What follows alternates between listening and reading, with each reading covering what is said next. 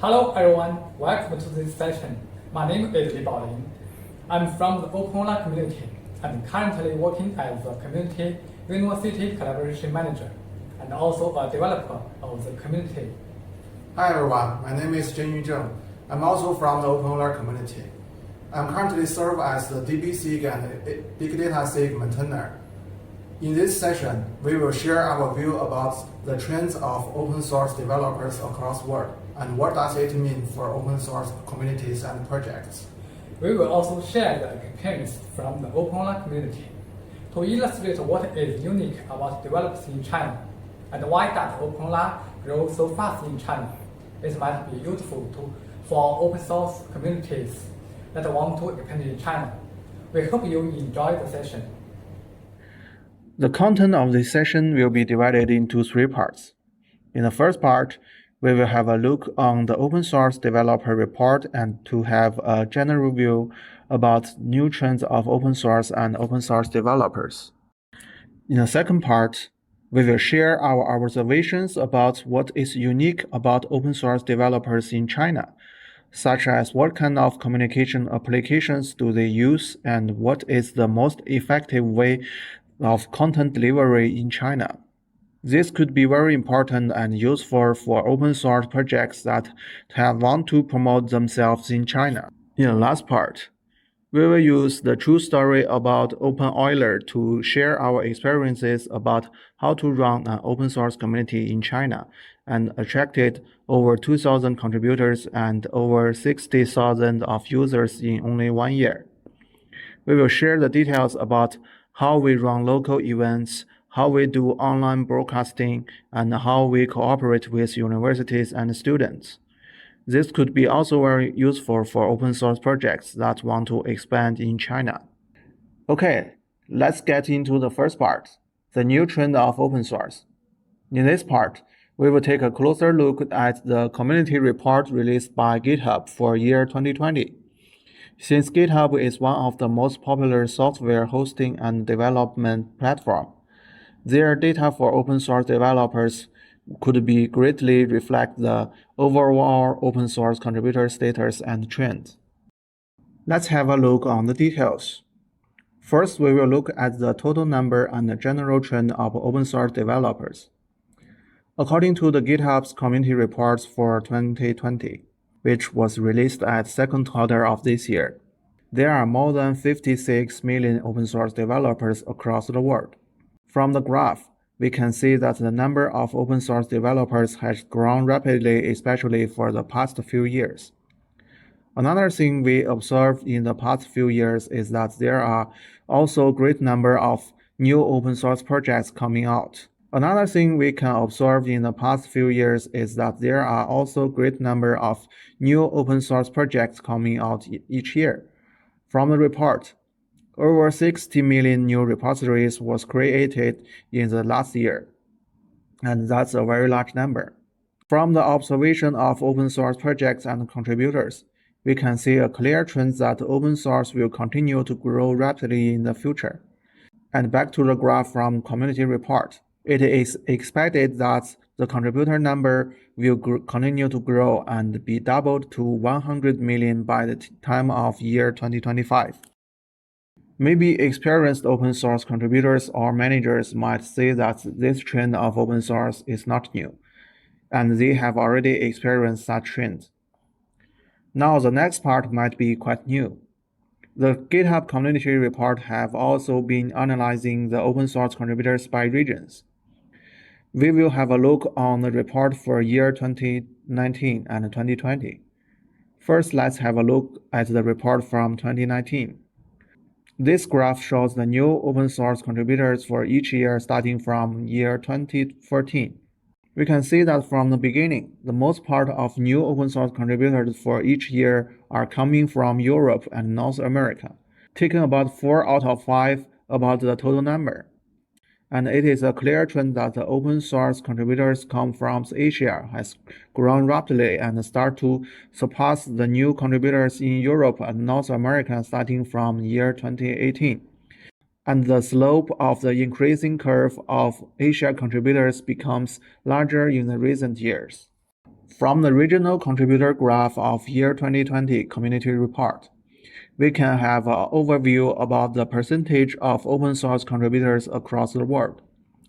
As we shown in the previous slides, although the number of new contributors from Asia has surpassed the new contributors from Europe and North America, since the culture of open source comes from Europe and North America, the total number of open source contributors is still the most among all regions. Asia with almost 31% has surpassed Europe with the percentage of almost 27, but still falls slightly behind North America with the percentage of 34. But the very interesting point is in the small letters, the trend of contributor numbers. We can see that in North America, the total percentage decreased 2% last year, and in Asia, the number is increased 1.1%, and the percentage in Europe almost not changed. So according to this trend, the number of contributors in Asia will overtake the contributors in North America to become the largest portion in just a year or two. And that's why we think that in the future, how an open source project or community can be successful promoting and acquiring contributors in Asia could be one of the key points of being successful. The GitHub 2020 community report also provided a more detailed data about the distributions about open source contributors by geographical locations over time. It used the brightness of colors to illustrate the contributors' distribution. You can see that in year 2015, most open source contributors came from the United States and other strong contributors from Europe like Germany and United Kingdom. And in present days, Asia countries start to have a brighter color, and the most obvious country is in China and India. And looking to the future, we have mentioned in the previous content, it is expected that the total number of open source contributors is likely to reach 100 million in 2025, and it's projected that the open source contributors from United States will dropping and stable at around 16%, with the strong contributors from China to about 30% and in India about 8%. And looking one more step further to the year of 2013, according to GitHub's observation and prediction, the number of open source contributors in China will become the top one across the world. As mentioned above, we can see that in the next 5 to 10 years, if you want your new open source projects or community to be successful, contributors in Asia could be one of the key points for your projects. Combining with the observations in this slide, I think we can narrow the scope a little bit to say that in the next 5 to 10 years, if you want your new open source projects or community to be successful, open source developers and contributors in China could be very important for your project. And that's the main starting point for this session. Now that we saw the numbers and digits about the new trends for open source contributors and know the trends that contributors in Asia, especially in China, will continue to grow. So how could we attract those contributors to our projects or communities? The first thing you should know is what is the unique about contributors in China, comparing to contributors from other regions of the world. In this part, we will share some of our observations. This might not be the whole picture about the Chinese contributors, but could provide some general view. The first thing is quite obvious. China has a very large base number of software engineers. According to the report from the Ministry of Industry and Information Technology of China, at the end of last year, there are about 7 million software engineers. And we can look at another country just for comparison. According to Data USA, the number of software engineers is about 4.2 million in US. But according to the previous content, we can see that the number of open source contributors were still led by the US. And that can lead us to the second and third point of this slide. Even though the number of open source contributors is growing fast, but there are still gaps for open source culture here in China comparing to those in Europe and North America, for example. There are still software engineers that not know a very good understanding about famous open source license and what are the key difference between different licenses. This could be a result for complicated reasons, but I think we can summarize as for the open source cultures. For example, comparing to the US and Europe, we are lack of spreading open source ideas or open source practice in schools. And there are still a portion of open source contributions are obviously KPI driven. These are not very healthy for open source cultures and open source projects. Luckily, many people have already observed this and start to take actions, and we will cover this part later in the next section. And as there are many tech giants in China now, so there are lots of open source projects for similar use cases from different companies. So the competition is fierce. This could be a double-edged sword. On one hand, competition will motivate innovations, and on the other hand, brilliant engineers are divided into groups. If they work together, something better might happen. Another thing that might also relate to the open source culture is the language Chinese contributors use for discussion and development. Some of the projects are using Chinese, and there are some aggressively discussion about this recently in the Chinese open source world. There are people standing for both sides. So if you want to run open source projects or community in China, you'd better know this fact. Another important thing, or should I say the most important thing that you should know about is the Chinese are using Wechat for communications.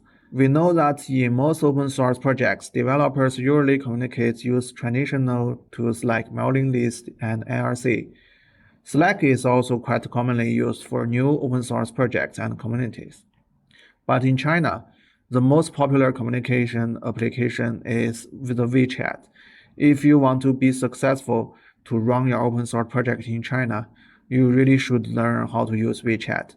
Wechat can provide all kinds of useful features, and I think the most valuable two functions for running an open source project is the Wechat group and the Wechat public account. The Wechat group can be easily set up by sending out invitations through messages, QR codes, or face-to-face.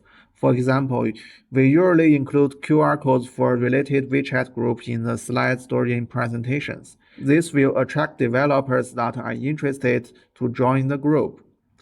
And the group can be used for many things, like Q&A, discussion, announcement, etc. The Wechat is in always online manner, so you will not miss any new messages. And of course, you can set to mute mode and check for message once per day. Another important Wechat feature for open source projects is the Wechat public account. It provides a platform for sharing all kinds of innovation. It provides a platform for sharing all kinds of information, such as tech blogs, articles, videos, and broadcasts. It also has a lot of extensions to allow you to add many useful features. As shown in the graph, the public account added two buttons in the bottom. The left one will lead to a sign-up website for a recent local events, and the right one will lead to a tech blog. You can add many other interaction functions, like automatic reply for some keywords messages. A lot of famous projects and communities that work well in China already started to use Wechat, setting up groups and public accounts, such as the CNCF community, the OpenStack Foundation, the MariaDB Foundation, etc. The next part I want to talk about is the content delivery. It is very important to deliver the correct content to the correct people, right? For open source projects running outside of China, I believe the most important way of content delivery is like Twitter, YouTube, and Stack Overflow. But in China, you should consider using some other platforms. The first one is what we have just covered, the Wechat. You can deliver your content in the Wechat group and Wechat public account. The people inside your project's Wechat group is for sure very interested in your project, so the content could be delivered to the right crowd. and people always share useful public account contents with their friends and in other groups. So if you got a good content in your public account, it could be a very good way to increase your visibility. In China, a top-tier WeChat public account can have fans for 10 million level. Another important platform is the Bilibili. It is more like YouTube. It is a streaming platform and quite famous in China. Open source projects can record presentations, demos, hands-on videos, and post there. It can also do live broadcasts for your events, and you can easily generate a link and share it through many other applications such as WeChat. You can share the link easily to the WeChat group and in the public account. A top-tier Bilibili account also have 10 to 100 million level of fans, so if you can use it wisely, it could bring a lot of benefits. The third one is Zhihu. It is like a combination of Stack Overflow and Quora. People always ask all kinds of questions in Zhihu, and especially the younger generation and students. It could be a very good place to do Q&A and advertise them to other more instant platforms such as WeChat. Zhihu is also a very good place to write long contents. A content in a platform like WeChat is more instant. People always read and share the content in the first 3 days after content was delivered, but for the long time, the read count will decrease very fast, so it is more suitable for instant content. And on Zhihu, the content will always show up when people asking questions about the related keywords, so it is more suitable for in-depth tech content and for long term. The best way to use all those platforms is to combine them.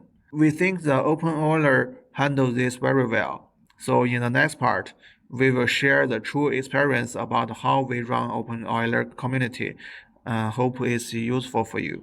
In this part, we will deep dive into the Openeuler Community operations for last year. This could be a very good example showing how to run an open source community in China. I guess some of the audience may have already heard of the Openeuler Community, and it could be quite new for some others. The Openeuler Community is an innovative platform nurtured by community communications. It aims to build a unified and open operating systems to support multiple processors architectures and to advance the hardware-software application system. The slogan of the Openeuler Community is to build the most innovative operating system open source community. The Openeuler Community is quite new comparing to other famous open source projects and communities. It was first announced in July 2019 and open sourced in December that year, for just 1.5 years old. But because of the large base number of open source developers in China and the high enthusiasm of open source by them, the Openeuler Community has quickly gathered over 2,400 contributors from over 16 companies. I think this could somehow prove that the operation of Openeuler Community is quite a success. The first key reason why Openeuler can gather so many companies and contributors is its open governance policy.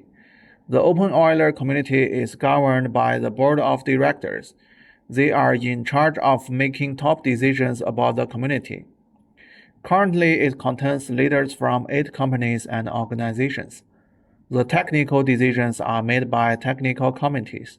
There are currently 17 committee members in the technical committee, and they are all very experienced and brilliant developers from member companies and organizations. From this slide, we can also saw some of the members of Openeuler Community. This is not the full list, but we can already saw the members from various areas.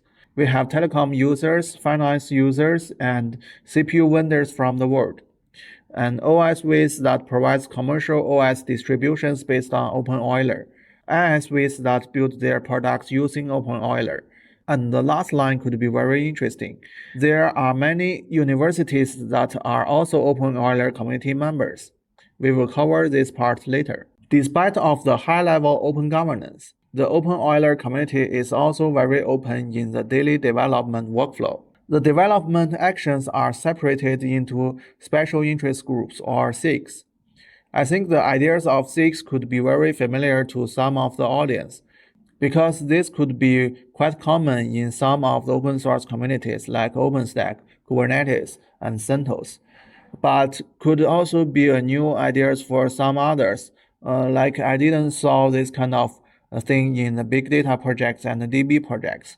Probably they have such things but does not have the same name or does not operate so organized. But anyway, the whole community is divided into about 66. Each SIG is in charge of developing, tuning, and promoting Openeuler in a certain area. They will hold weekly meetings to discuss requirements and progress. SIG maintainers are in charge of development process of the SIGs. For example, we have the AI and big data SIG. The SIG is in charge of porting and tuning softwares in AI and big data area to be able to easily run on Openeuler and supported hardware. The SIGs will also in charge of collecting user issues and feedbacks and fix them to the upstream projects. This would benefit users a lot. The model of running community in SIGs can also benefit potential contributors. Imagine that you are a new contributor. You want to do something in the community, but since the operating system community is very large and some of the content of the OS is quite difficult, then you can start by joining SIGs that you are familiar with. SIGs also have promotion routes from contributors to committers, then to SIG maintainers. SIGs also provided a platform for innovations. There are already quite many interesting projects and thoughts incubated in the Openeuler community, such as the lightweight container runtime Isula and the AI-based performance tuning tool Atune. This could be one of the keys that the Openeuler can gather so many developers in such a short time. The Openeuler community also arrange all kinds of online and offline events aimed for different audience. Everyone should be able to find suitable events to attend and fall in love with Openeuler. For example, despite of the weekly online meetings, for new potential contributors, Openeuler will arrange offline meetups. Those events will include technical sharing, case study, Q&A, and is very suitable for newbies to learn basic ideas and knowledge about Openeuler. And for experienced developers, Openeuler arranges project team gathering for SIG members to gather together and have a whole day of face-to-face technical discussion. This is quite useful for SIG development because that although remote development and discussions are quite common these days, but sometimes face-to-face discussion is still much more effective. The Openeuler community also arranges large developer events like the Openeuler Summit at the end of the year and the Developer Days, which was held last month. It also provides an opportunity for developers to gather and discuss for technical details, but it is slightly different with the project team gathering events. These events are very suitable for discuss cross-SIG cooperations. For example, in last Developer Day events, the OpenStack SIG and DB SIG cooperated very well and made discussion for the next MariaDB version to be contained in the next Openeuler release. Except for the self-held events, Openeuler also joined a lot of well-known open source events in China. One of them is the Open Source Hackathon. The hackathon held once or twice a year, and it's already the 12th for this year. In these events, experienced developers and students gather together to work on hands-on projects within 3 days. It could be a very good chance for open source projects to promote themselves and gather new contributors. In the next part, my colleague will introduce the most unique part of Openeuler community operation, the university community cooperation. Another important and unique thing Openeuler did is the community-university cooperation. China has a very huge number of student crowd, and they are the youngest generation and potential contributors that will keep the open source project health running. And as mentioned above, currently the culture building about open source is not very good in campus. So it could be a chance for the community to fill the gap here. Openeuler arranged a series of Openeuler into campus events, covering over 100 universities in China. In these events, the community held lectures and hand-on workshops for not only the students, but also the teachers, to promote both Openeuler and open source culture. Openeuler also took part in many coding competition events in China, such as the ISCAS Summer of Code. You can see this as a Chinese version of Google Summer of Code. There are almost 1,000 tasks in the event this year. Students can find the topics that they are interested in and a corresponding mentor to help them finish the task. And there is a similar event, the China Open Source Software Innovation Contest. In this event, the goal and the task for the contest are proposed by the attendees instead of the organizers, which could be more creative. To move one more step further, Openeuler cooperates with over 50 top-tier universities to design courses for Openeuler. By doing this, Openeuler made a chain that combines industry, university, and community. The students will have a clear view about the technology, the community, and what are the companies that he or she can go after graduate if they contributed to this community. That is really attractive to students. Another creative action the Openeuler community have done that the Chinese contributors likes a lot is the Wechat small applications. Wechat provided a platform and allow users to create lightweight applications. In our case, the Openeuler community developed some lightweight applications. One of them is for arranging community online meetings. It is very powerful and can include a lot of meeting details.